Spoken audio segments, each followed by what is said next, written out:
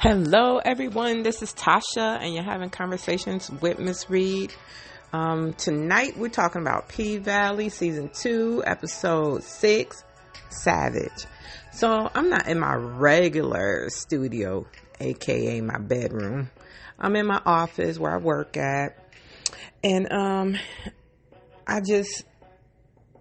I think I wanted to try it out here and see how the ambiance is. And plus it's thundering and lightning, so I'm a big scaredy cat. So anyway, so you might hear my chair doing some squeaking when I'm moving around. So all right, y'all, let's get started. So, when the show first comes on, we have a disclaimer on the screen. So it was about suicide and mental health. And I was like, oh, God, please don't let it be nobody we like. Please, please, please. So right then and there, I wasn't even thinking about Teak. So I should have been putting two and two together, but I wasn't thinking. I just saw suicide and was like, Lord, who finna die? So, okay. And then we move on to, we see a big old ass, and I already knew that was Big Bone. Then you hear, all you ladies pop your pussy like this. Shake your body, don't stop, don't miss. All you ladies pop your pussy like this. Shake your body, don't stop, don't miss. Just do it, do it, do it, do it, do it now. I was like, oh shit, we got Kaya in the building. Y'all remember that song? I remember when it first came out. I was like, oh yeah, she got a hit right there. I wonder what the guys was thinking when that song came out. I mean, cause she was talking about lick my pussy, my ass crack and everything.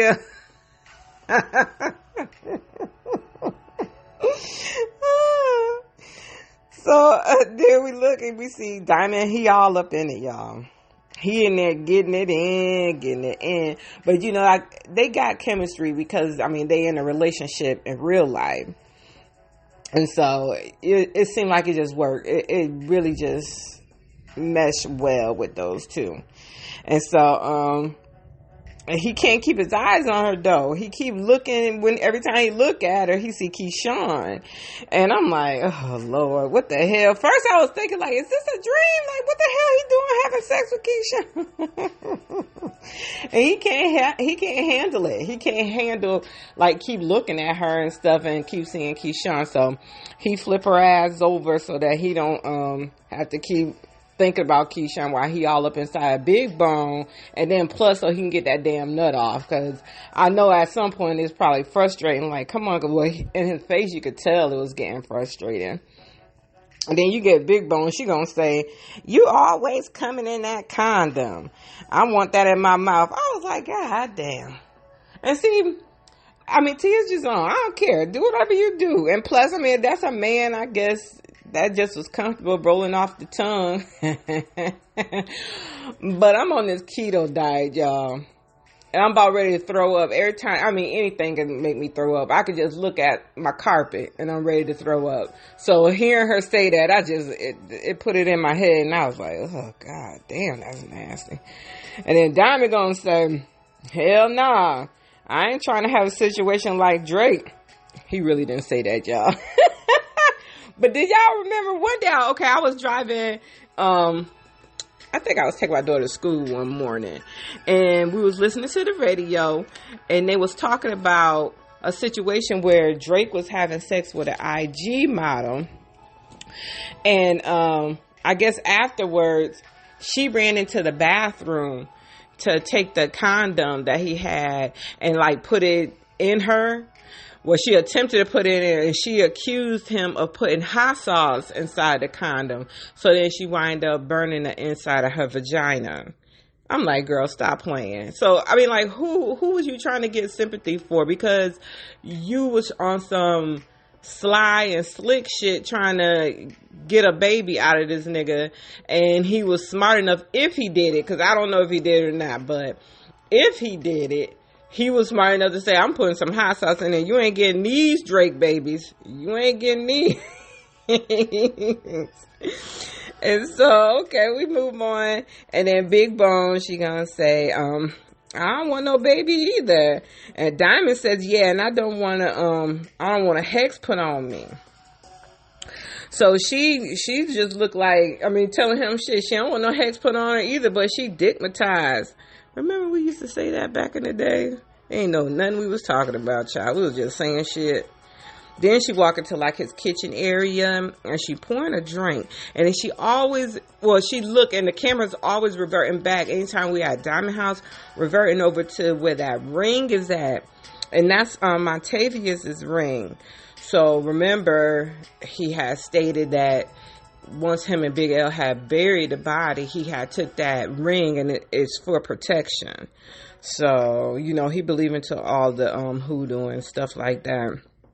And so she goes to touch some stuff that's on his hoodoo display. And he said, you trying to, I'm going to say, I had to write this down. You trying to wake up with, I had to laugh when he said that, but he said, you trying to wake up with warts all over your face? I was like, God damn, why are you going to be your face? And them legs twisted around and titties growing out your back. Oh my. Okay.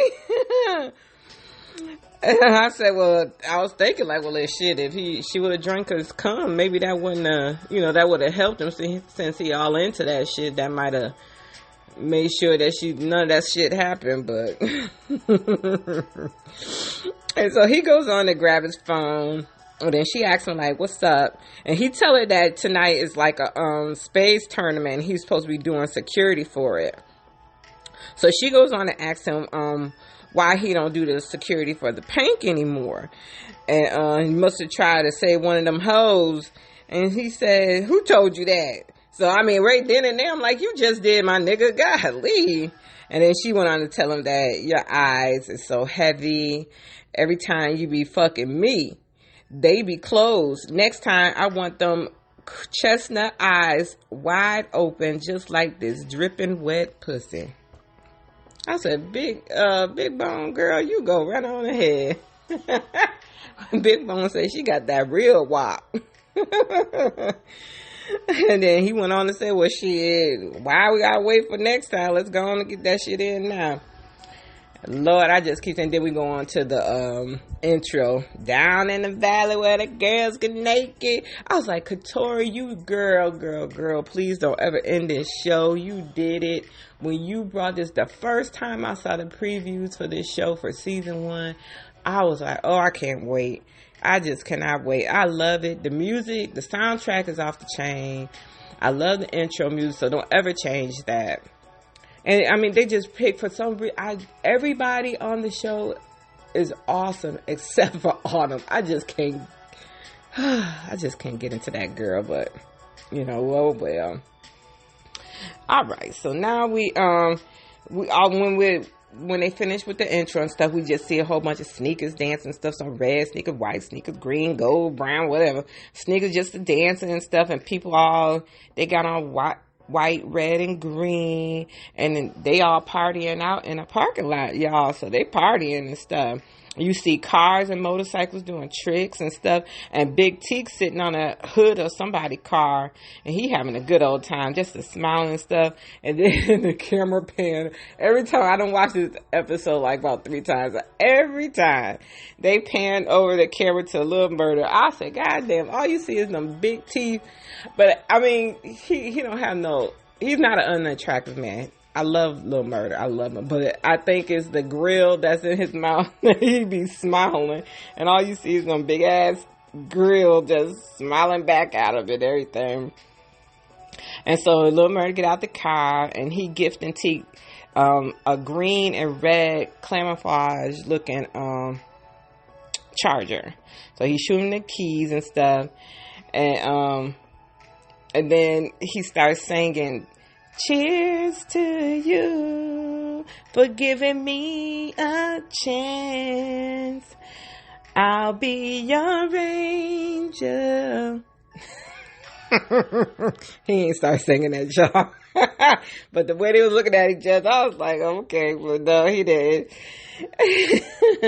But he do start acknowledging him and talking about, the good things to come, and you know, they all appreciated him for what he did for them while he was locked up and holding it down. So they're gonna hold him down while he out now.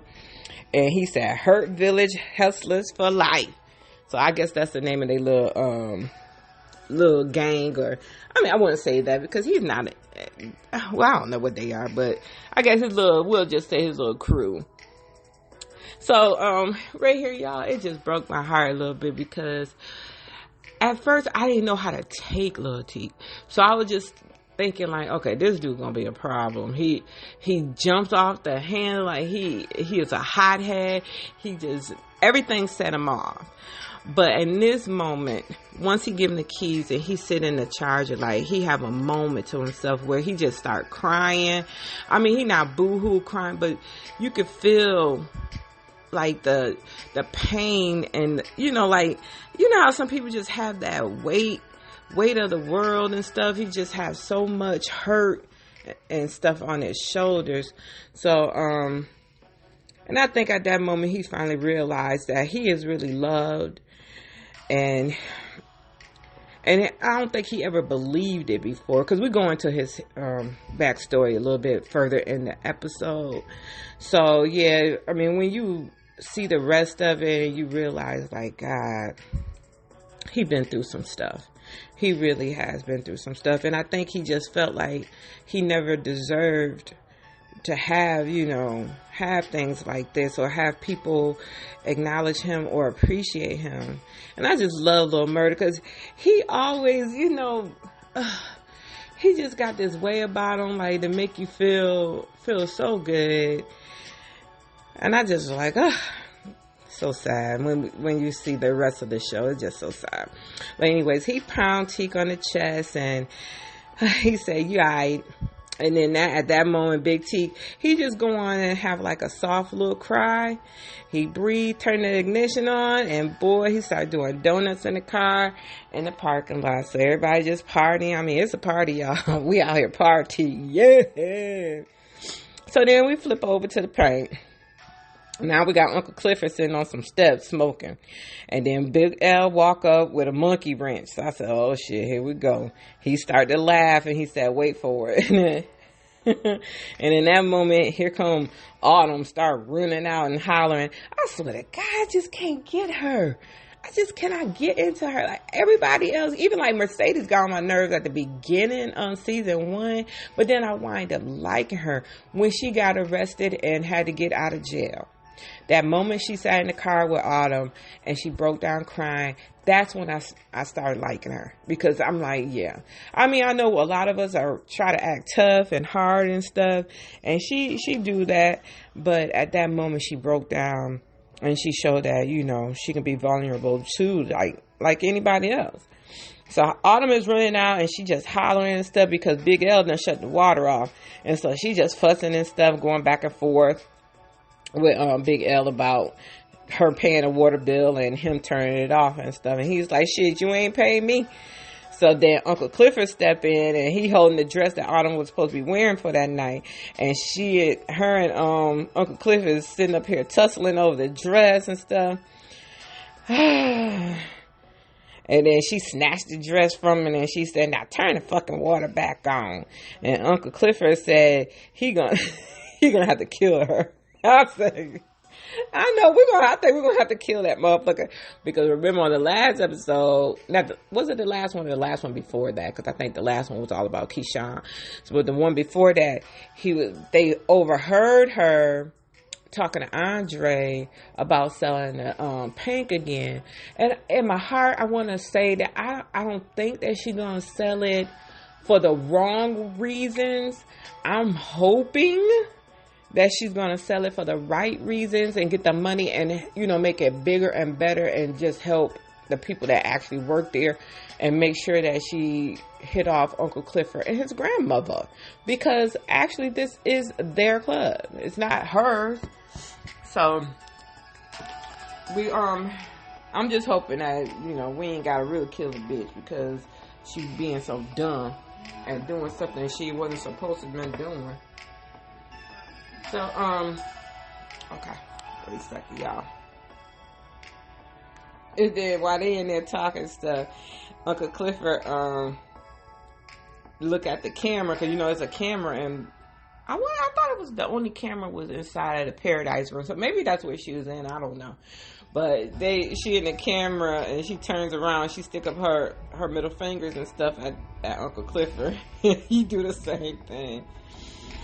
Oh God! And so Big L's telling Uncle Cliff they gotta pay the Uganda workers $5K on top of having to pay $10K to the health inspector. And remember, like, the health inspector shut it down. And then just so that the Pink can have his reopening. I don't know how many reopenings that is, but he done said it so many times. So while they sitting there talking, Big L is going on IG, and he can see Roulette and Whisper done did an advertising, and they speak, for the spades tournaments, and then they go ahead and start saying that they're using Pink for the advertisement and trying to get people to come in, because of course if they see the Pink, people gonna be thinking like, oh yeah, it's a big thing, you know, we got that Pink going on, everybody gonna be coming in for that. So Uncle Clifford, he is like, oh God, I'm gonna have to sue these heifers for copyright infringement. And I'm like, exactly, because if they making a money off of this, then y'all need to be paying me my money, paying me for that shit. So Big L is letting him know Duffy will be coming back, and that's his name, y'all. That's Gidget's ex-boyfriend. And his name Duffy. I could not remember his damn name for nothing. I didn't want to keep calling him the white boy. So he's a plug for, the pills that he be bringing in for Big L. And I think they just, for the most part, I don't think, is Big L selling it? I think at first he wasn't. He was just like holding it and, keeping them for him. But now I think, since coronavirus happened, so many people had lost their jobs, and people are not out like they were before. You gotta make ends meet some kind of way, and so that's what he was just telling Uncle Clifford, that Duffy is back.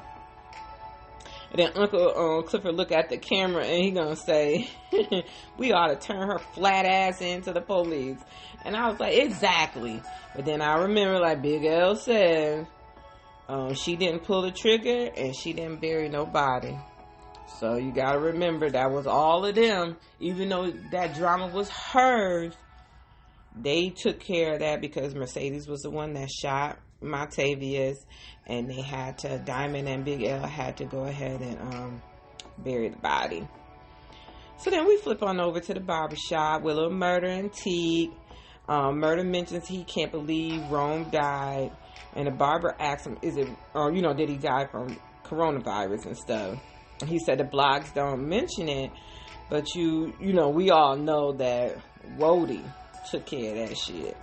And gladly so. So do y'all think, Wody is being bad, or Wody really, really out here to, having our back? I think he is, because he could have, been nasty towards Little Murder from the beginning, when he saw him and Uncle Cliff come from out of the woods and stuff. So I think he's a true friend to Little Murder, and he's trying to protect him and stuff. So I don't want nothing bad to happen there, because I like our people, y'all. So the barber asks Little Murder and stuff, is he a singer? And so Lil Murder go off to list some of the songs that he, rap on and everything. And the barber said, if the song ain't inside that jukebox, it ain't shit.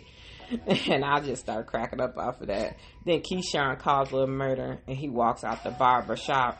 And then he turned Teak around, because he done finished cutting his hair and everything, give him a shape up. He looks really good, because at first, he was so woofy. But he looks nice now that he got his barber shop, he went to the barbershop and everything. Sorry, y'all. And then he looks at the mirror. And there's a man in the picture in the mirror, but then there's also a devil, like, behind him. And right in there. Like, he looks at it, and it's like a little smirk on his face. But I feel like he looked at himself and saw, he was pleased with what he saw and how good he looked. But if he did pay attention to that picture and he saw that devil there, I think he at that moment he was feeling like he knew what was coming for him. He knew that the end is coming. I do believe that a lot of people, it's just so weird on how people die and how things just was in order before they pass away and stuff. And I do believe, and this might be my craziness thinking, but I do believe that you get a conversation, that God comes and sit and talk with you, and it's a conversation just letting you know that you're gonna die.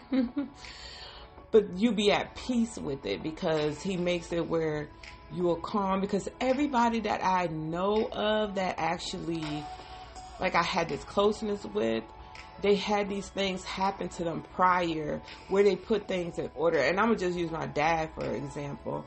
And even though my father did have cancer, but he was living on a regular day-to-day basis and stuff and doing his thing and stuff. But when he passed away, it was just all this stuff that we found. Like, he had a suit that he wanted to be buried in at the cleaners, and we found the cleaning receipt and stuff. It's just so weird, like how people already fix their affairs and put things in order. But I do believe that somebody do come and have a conversation with you so that you are at peace when you get ready to go. And I'm hoping that happens to me one day, so I'm not dying tragically somewhere and all that. So Keyshawn is on the phone telling Lil Murder about what happened, between Wody, Rome, and her.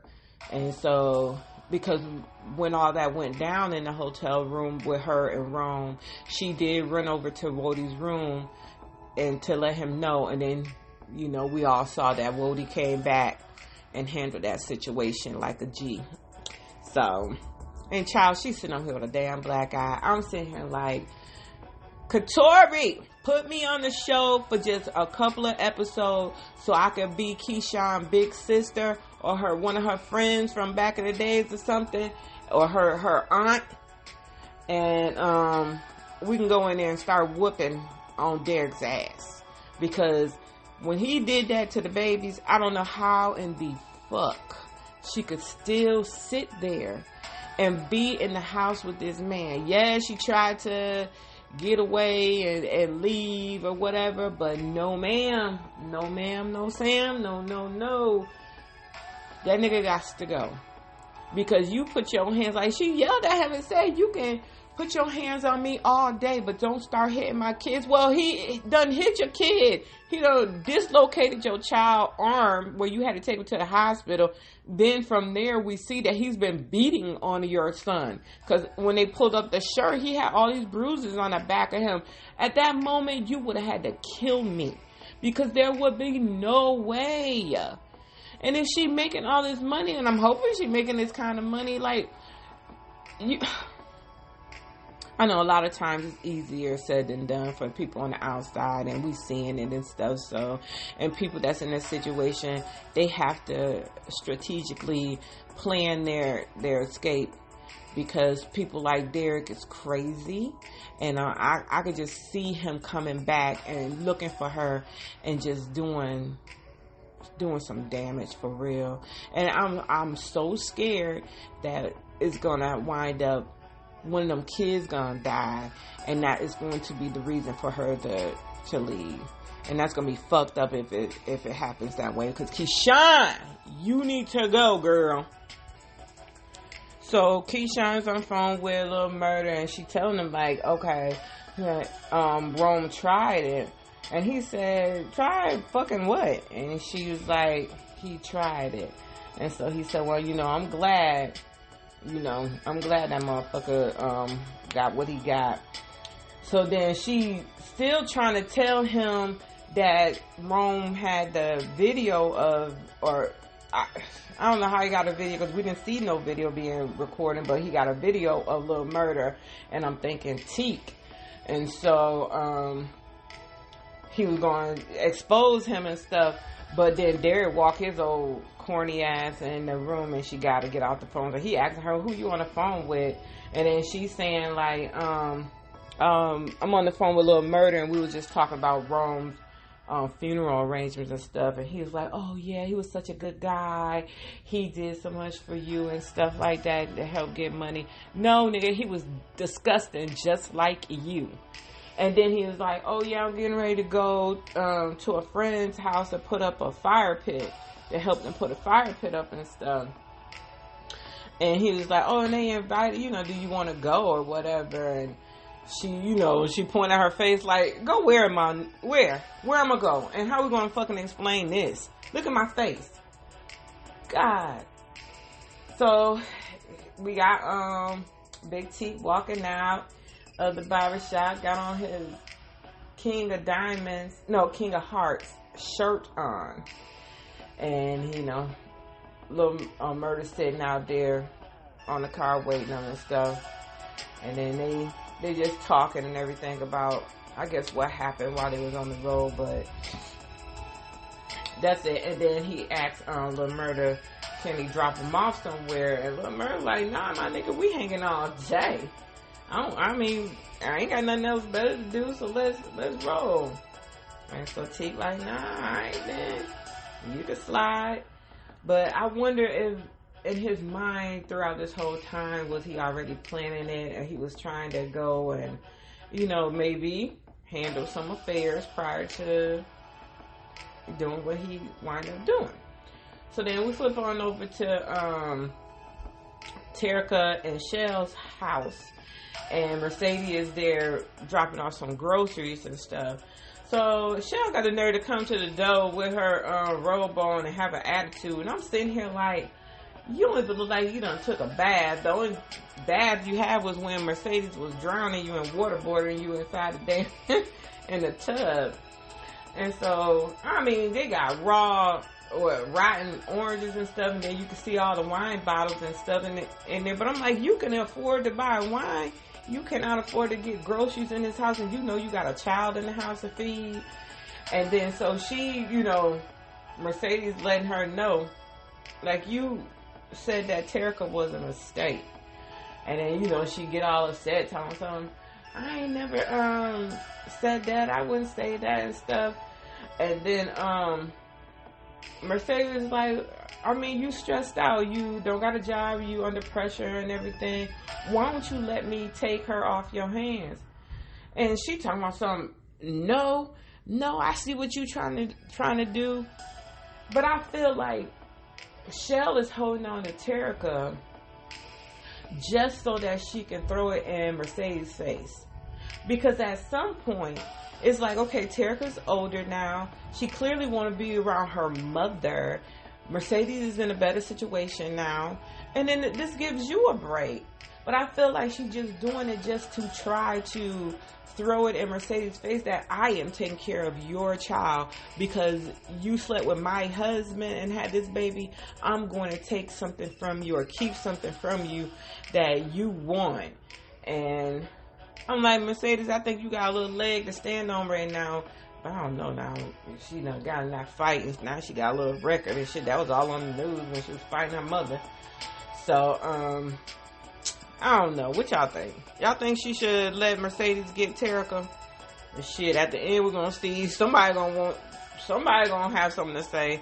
And you ain't gonna be able to blame Mercedes for the shit, cause you don't let the girl go to Mercedes. So, it ain't Mercedes' fault what the situation gonna happen at the end. So, Mercedes get a call from the coach, and he just like, "Oh yeah, I want to know if you would come on through and finish giving me and my wife that Mercedes experience." And I'm like, oh God. But money talks sometimes. Well, not sometimes. Money talks all the motherfucking time. And the kind of money that he trying to drop off, I sure will. I'll be like, hell yeah.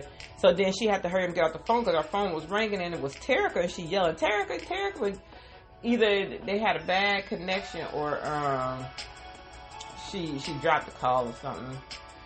And so then we flip on over to Murder and Teak at a little restaurant eating and stuff. And the waitress in there, she flirted hella hard and she trying to get at Teak, telling her, you got some pretty eyes and everything, red bone and stuff. And little Murder, all his little feelings a little bit. And telling her, could you go on and get us some, get us some shit? I mean, thirsty ass. Well, first he said, go get us some water and get some for yourself, thirsty ass. And I was like, oh, God. Now, how you gonna sit up here and acting all jealous and stuff? And he gonna ask Teak if you, and the girl gonna walk away and say, rude. And he gonna ask Teak if you want me to facilitate that, I will and stuff. And I'm like, stop! Just stop! Don't you like Uncle Clifford? Golly. And they get to talking and stuff and reminiscing on old times. This is how I just knew, like, it's so much stuff that was getting ready to happen. But they just in there talking, and he was just saying, like, how, I guess, like, when they were locked up and stuff together, and how he thought that the guards came to get him and brought him in the room and closed the door. He said, man, I just knew like they was getting ready to get all up in the nigga booty hole. But he said he looked over there and little Murder was in there, had set things up. They had some pasta and everything. And little Murder can be real romantic, but we can see that because the way he feels about Uncle Clifford, like that is such a beautiful thing. And I think Teague realizes that, I mean, he probably enjoyed you, but he really does have feelings for Uncle Clifford. So he asked Little Murder what was he like, and talk about Cliff. And so Little Murder said she, and he like she. Wait a minute, I'm confused. That he likes to go by she, and he said that the way he speaks about Uncle Clifford, and then he said he messed up, and he was like, yeah, I mean, you always doing that shit, messing up. And so, after they sit down and finish talking and stuff, Lil Teak let him know, Big Teak let him know that he's forgiven. And he asked the waitress, can a nigga get the check? And she was like, on my way, boo. And then we flip on over to Mississippi. And she leave her cell phone on the table because your cell phone tracking things. But prior to that, she all up in the in the AC duct or in somewhere inside the wall where she hid that gun that Autumn gave her. And she got that, and she probably done been packing some bags over time. So she got a baby bag together, and she grabbed her kids and run out to the car. So she get into the car, but the car don't turn over. So all you hear is like click, click, click, click. So then she go and check in the engine. This damn nigga, Derek. When I say crazy, he done took the damn battery out the car and stuff. So she can't even go nowhere. So at that point, right then and there, it's like, girl, if you don't you saw what Wody did to Rome.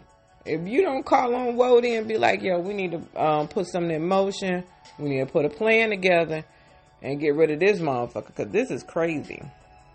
You can't even, now what if you needed to go somewhere, say you wasn't even trying to lead a nigga. What if you was trying to go somewhere and like maybe one of the babies was sick or something like that? How the fuck you was gonna go? You had to walk? You would have to sit around and wait and call an Uber. Like, selfish. So, okay, we get on over to, back to Little Murder and Teak, and they at the gas station. And then, you can hear, he pumping gas and stuff, but you can hear DJ talking. And, I believe it's DJ Never Scared with, we know the girl is supposed to be Meg Thee Stallion, but I think, what's her name gonna be on here? Oh, shit, I had it, and I just, something Snow. So, she's supposed to be on the show as an artist, and then he goes to the girl's car, and they playing it on the radio, and he just is screaming, that's my fucking song, that's me! And, he jumped on top of the car and he just dancing and stuff. And so, Teak asking everybody, yelling at everybody to turn it to K97 so they can hear the song on the radio. He's like, that's my song. And he's just sitting up there, standing on top of the car, dancing and everything. And then, of course, we always get one gym asshole. He gonna pull up behind and ask if they could move out the way. You finished pumping gas? And I'm like, but this was a moment, because this is like the second time Lil Murda done heard himself playing, and how that shit feel. Because the first time was when they played his song in the club, but he had got kicked out of the club for fighting and stuff. And so this time they at the gas station. The dude's like, move nigga so I can pump gas.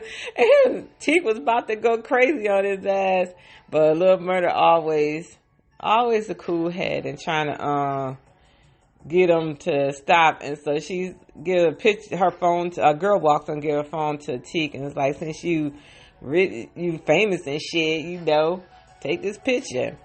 So they take a picture.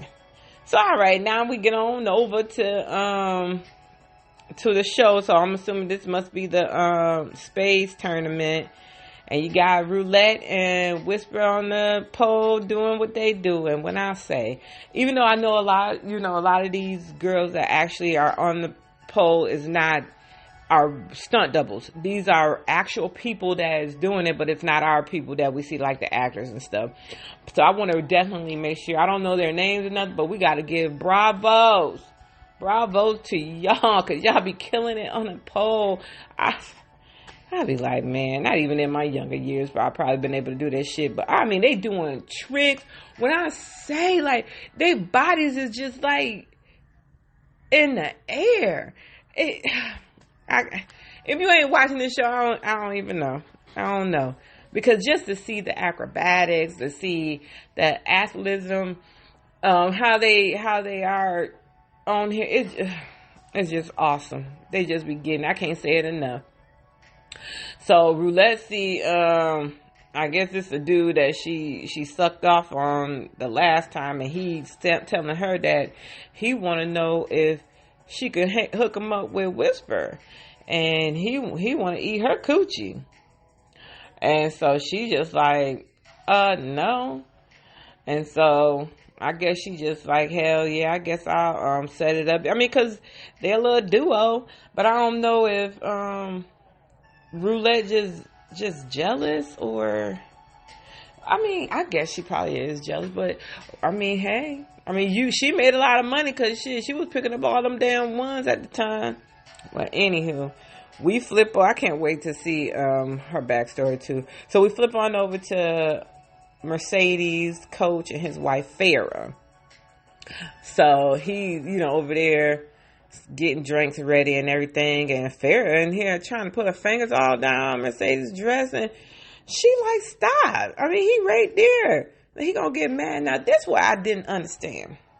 I mean, I guess I understand some of it when she said, yell at him at the end of the whole situation, yell at him and saying, like, all these years you've been with me and you ain't even know that I like pussy too. But why did he get mad? Because they gonna get into the throes of things. And she gonna be fingering Mercedes and get Mercedes on to that level, and they gonna be into it, so obviously gonna show that they got a connection. And so he gonna get in his feelings, some y'all, both of y'all break my heart. And I'm like, didn't you ask for this? Didn't you say you wanted this to happen? So why are you mad that it's happening?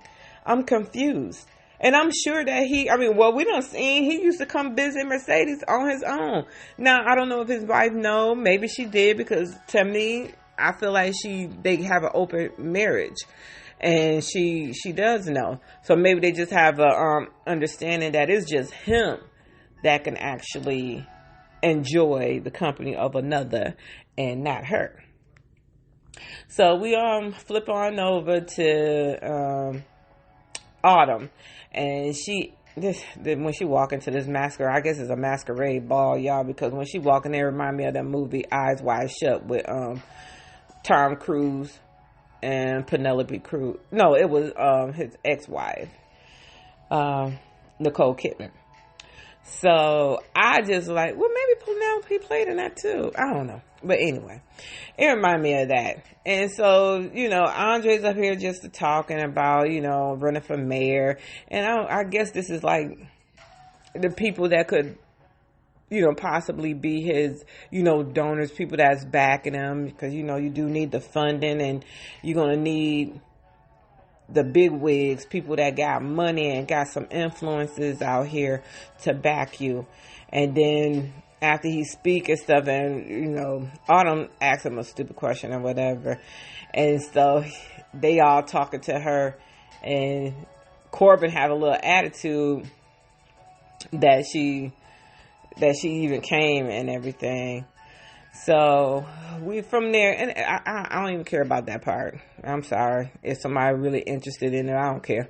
So we flip on back over to the spades tournament, and you can see Roulette in the mirror looking at herself, and then she's staring over at Whisper as if she got an attitude, and she upset that Whisper getting that money. But I'm like, shit, girl, you made bank on that one night. And so when y'all was in the room by yourself, and then you can see Diamond and Cuffy walk into the place too, because remember, Diamond is supposed to be security for that night. Then we flip back on over to Mercedes and them, because I had jumped ahead a minute ago, but we flip back to them where you see Coach having sex with I guess he was having sex with his wife, and then the wife was fingering Mercedes, and then he saw and peeped the connection and got mad and everything. But I'm like, shit, what the hell he got an attitude for?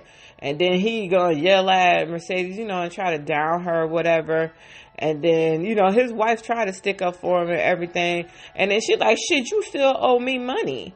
And so she, he like, I ain't giving you nothing. So, his wife was like, we don't break deals. That's not fair. You need, whatever you said you was going to pay her, you need to, pay her money and stuff. So he go to the stack of money, and I guess count off like 40, because I think she said 40,000 was left, and counted off. And then the wife said, I'm sorry. And then she give Mercedes her damn shoes.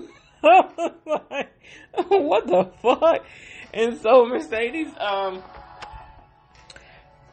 money, oh yeah, he counted all the stacks of money. So she leave out. But I was like, no, I'm getting my money. And I would be like, Farrah, here's my number. You got my number, girl. Call me. If you willing to pay the kind of money he was paying, call me. We'll still link up. Shit, I ain't got time for that. And so then we get on back to Roulette sitting in her car. I guess she's smoking a cigarette and she just thinking and stuff. And Duffy come out and everything and talk to her and stuff. He's a cute little white boy, but I wonder what is this? What's this? I believe I guess we know they gonna link up or whatever. Hell, he let her take whatever that was in his teeth out last time with a knife. Disgusting. All right, and from there we get on back to Keyshawn. Keyshawn sitting on the couch holding that gun. I said, oh yeah, baby, as soon as that nigga walk through the door, shoot him straight in the chest or the head. Make sure you hit him. And as soon as she hear him jingling the keys and open the door, she put the gun in the cushion seat. And I'm sitting here like, okay, I hope you make sure you get that gun, let him go take a shower, and at that moment, immediately get that gun and put it up, because your kids play in that room. It's a playpen right there in the same room. So, or he can find it and then beat your ass even more for just pulling it out on him, or attempting, having the thought of pulling it out on him. So he asked her what they did all day and stuff, and she was like, oh, nothing, the kids, we stayed in watching Peppa Pig. My grandbaby loved watching that show. Them people be having me cracking up on that show, because I'm like, they be saying whatever the hell they want to on there. I'm like, is this really for kids? Shit. And he telling us, oh yeah, next time they want us to come, they want us to bring the kids and stuff. I'm like, oh really? You do? Oh, her name is going to be Tina Snow. I just had to think about it. So Meg Thee Stallion name is going to be Tina Snow whenever she get on there. And so Derek go to hugging Keyshawn, and she just sitting there, and I was like, oh God, Lord. And then we flip on over to Murder and Teak, and they pull up to a house. So clearly it's like a trap house or whatever. And then Lil Murder FaceTiming Wody, and they sort of talking about what happened with Rome and everything, and you know, Wody like letting them know that he don't want Teak going with him on a tour anymore. And he was like, you know, I'll take care, I'll watch him and stuff. And he was like, I mean, he's too much of a hothead, we can't be having him go with us. But I mean, I don't know, Wody like, shit, I can only control your ass, I can't keep trying to control this nut and you at the same time. Oh, did y'all hear that thunder? Oh my God, it just seemed like the whole house shook. God, let me hurry up, because I don't be like it. I'm so scared of the thunder and lightning. I cannot stand this crap. But anywho, so okay, they the phone died, and so Lil Murder is looking for a charger so he can get back on the call. But then he go in his glove box and see that the gun is in there, and he like, nigga, you going inside of a trap house without your piece? So we see Teak walk in. There's little kids all over, all in there watching TV and stuff. And I'm like, you know, this shit happens. We know. I mean, everybody watch New Jack City. That sometimes some people be letting folks sell drugs outside of their house. They be doing drugs. Hell, they be even in there prostituting and stuff like that. But I mean, that's just how some people live. That's just what it is. And then Teak is walking through, and then you can hear a woman yelling and stuff like, what I tell y'all, sit y'all asses down, shut up. And you can hear kids screaming and crying and everything. And he walks on onto the bedroom, and then there's a door. So there's a closet door. And then he opens that closet door and stuff, and it's a little boy. At first I was like, oh, wait a minute, he's just having a dream. And I was like, it's a little boy. But then after a while I thought about it, and I said, oh, that's him. And he got blood all over him and stuff. And a Lil Murder walk in. It's like, hey, nigga, because clearly it's not a dream, because Lil Murder didn't see, you know, he is thinking about it. So, but Lil Murder break him out of his trance. So he tell him like, nigga, don't you come in here without your piece and stuff. Don't ever do that and everything. But that's something that Teak was dealing with. I think he went there for his last, to have that, you know, to have that on his mind and think about what he went through as a child and stuff. And that's what we see. You clearly understand that this is how his life was when he was a little kid, and he was a little boy with the blood all over and everything. Then we flip on back over to the masquerade ball, or whatever the ball they at, where Autumn is and Andre and them, and a lady that walks in. So she's the wife of the husband who was supposed to have been doing the bidding for to buy the paint, but yeah, was it the paint or just the land? Well, he was doing the bidding for, and then her husband wind up he did answer the phone. Andre hung up because he didn't want to outbid Autumn at the time, but his wife was saying like, shit, next time when you got to do something like that, you need to just go with your instincts and just aim higher, pretty much.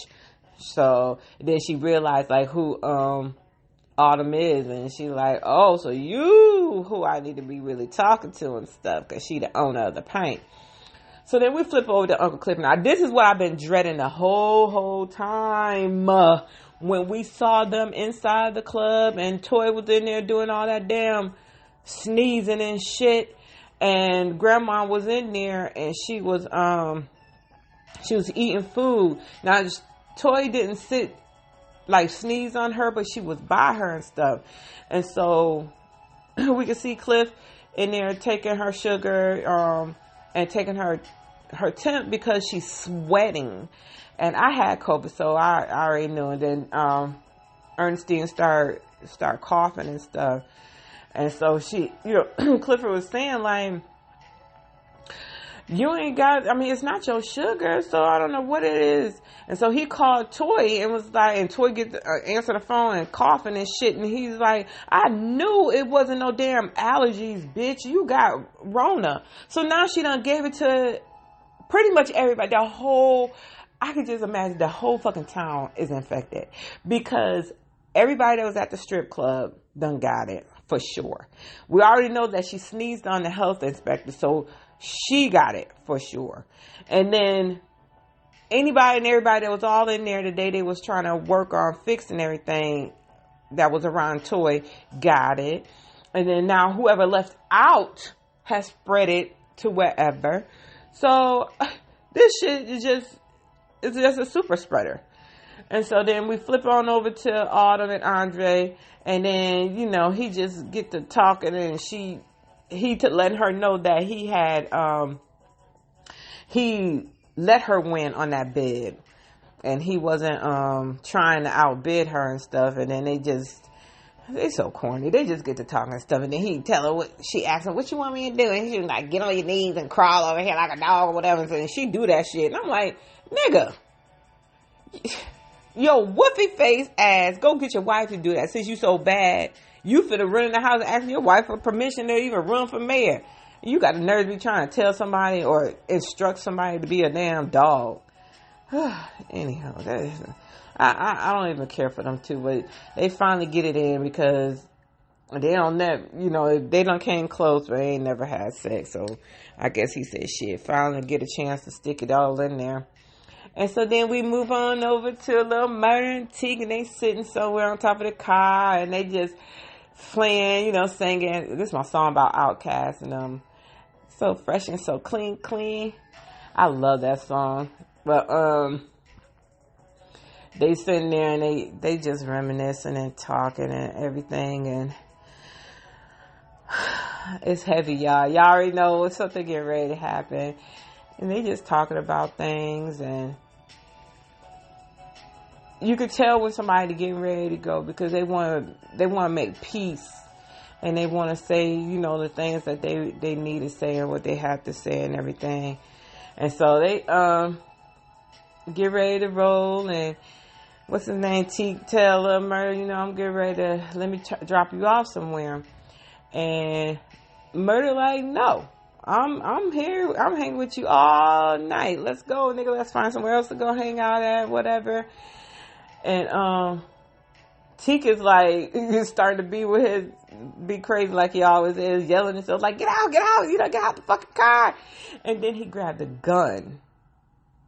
And I was like, don't do this. And Lil Murder is just looking at him, and he don't call him Teak, he call him Thad, because that's his real name, Thaddeus. And he like, nigga. And then he tell him, tonight I'm going from the dark to the light. And Murder said, Teak, please just give me the peace. And he said, I wish I could. And I just was like, oh, no, don't do it. You can see the pain. It's just so much pain. And he said he's tired. And I just was like, oh my God, he cocks the gun. And so Lil Murder, trying to be calm, and I mean, I'm so tense. I clench the phone while I'm talking, just thinking about that. And Murder trying to tell him like, you sleep when you dead and stuff. And he like, we gotta get this money, my nigga. And he just not trying to hear it. He's over it. He's done. I think this was the day he needed. He's crying. He needed this. And Lil Murder trying to tell him that I need you on the road with me. We got to buy these houses. We got to get these cars. We got to get these women's. We got kids we got to have. And then Murder tell him like, nigga, I owe you my life. And then, oh my God, it's going to make me cry. And then Lil Murder tell him like, I see you for who you are. Like, Teak telling him my light is gone. He's tired. And when people talk like that, they are tired. And it's not a tired like, oh God, I worked today. It's just a tiredness of just having everything on your shoulders. Like the things that he went through, and we don't even know half of what he went through. We know that he had a fucked up childhood because of the way we just saw with him, the little boy in the closet, and then apparently his mother kills his other siblings and stuff right in front of him. So that's a lot to have to live with and go on. And he was a little boy at that time, so we're assuming like that he's in his 20s now. So it's years that he have had to think about that and just keep reliving that situation over and over and over again, because he just keeps seeing it. It just like when he shot himself, and first, we always see that the camera comes out of the car, and then you just see the light from, when the gunshot, you hear the shoot. And then you see Lil Murder come out of the car, and blood is all over on his side.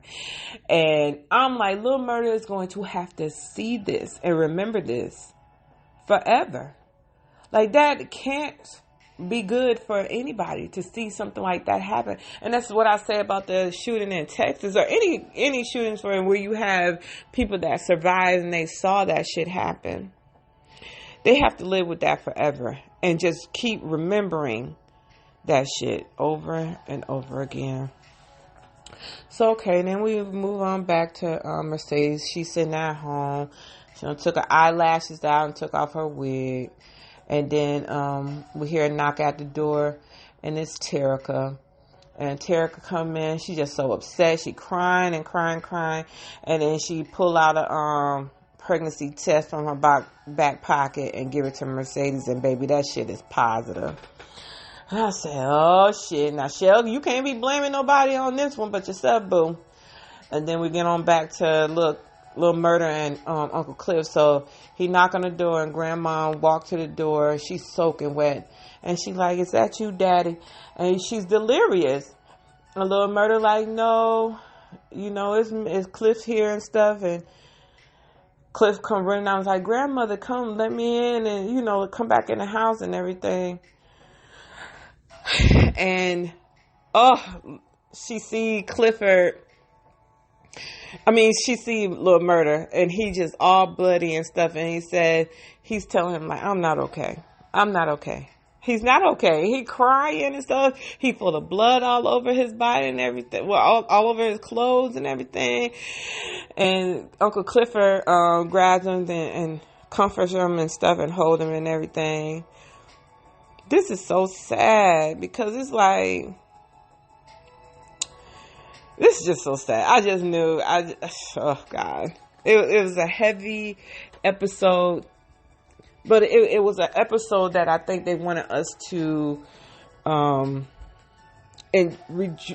least enjoy and see, what's his name?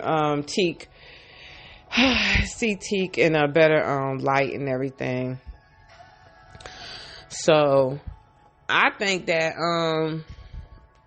what y'all think gonna happen with Terica, Shell, and all of them and stuff? Because I think that Terica might be coming back home to her mother. So we just gonna have to see, y'all. And then it ended with Uncle Clifford comforting Lil Murder and bringing him in the house. So I really, really, really, really, really, this episode made me emotional watching it and everything. And but I love this show. I really, really do. And I look forward to seeing next week on what's going to happen with Lil Murder and Uncle Clifford. Y'all better not kill off Loretta Devine. I love her as a grandma. I just really, really love her. Please don't kill her off. Let her have COVID, but let her recover from it. Don't kill her off, because she is so good. I don't think we can handle no more death, y'all. So, okay. What y'all thought about this episode? Did y'all like it or nah? From what I keep hearing, that we're not going to have an episode this coming up Sunday. So, thank goodness I could post this one on time. It is such a hassle with YouTube. They be giving me such a hassle. So then this way we'll be on track for the next time, the next episode that comes out. All right, y'all. Well, with that, we're going to be out, and I hope y'all enjoyed it. Bye. So I wanted to add to the P-Valley episode Savage, and just because it's some things that foreshadowed the death of Big Teak, but it's some things that I didn't know and I wanted to Google and read about. So the picture that was at the barbershop, it was a picture of a legendary artist named, let me get his name, Robert Johnson. And so the story goes with Robert Johnson, he had made a deal with the devil.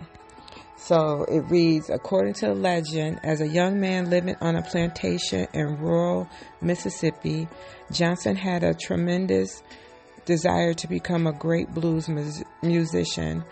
One of the legends often told says that Johnson was instructed to take his guitar to a crossroad near Dockery Plantation at midnight. And there are claims for at least a dozen other sites at the location of the crossroads. There he was met by a large black man, the devil, who took the guitar and tuned it. The devil played a few songs and then returned the guitar to Johnson, giving him mastery of the instrument. This story of a deal with the devil at the crossroads mirrors the legend of Faust. In exchange for his soul, Johnson was able to create the blues for which he became famous. So I didn't know that. I think when you watch the Princess movie, Tiana Princess movie, I think it sort of depicts that in there too. But that was interesting to know. And also the shirt that Big Teak was wearing, it was a King of Hearts, but it had the sword through the head. The king had the sword. So the meaning of that, it says King of Hearts, the suicidal king card in the deck of cards. He's the one with the sword through his head.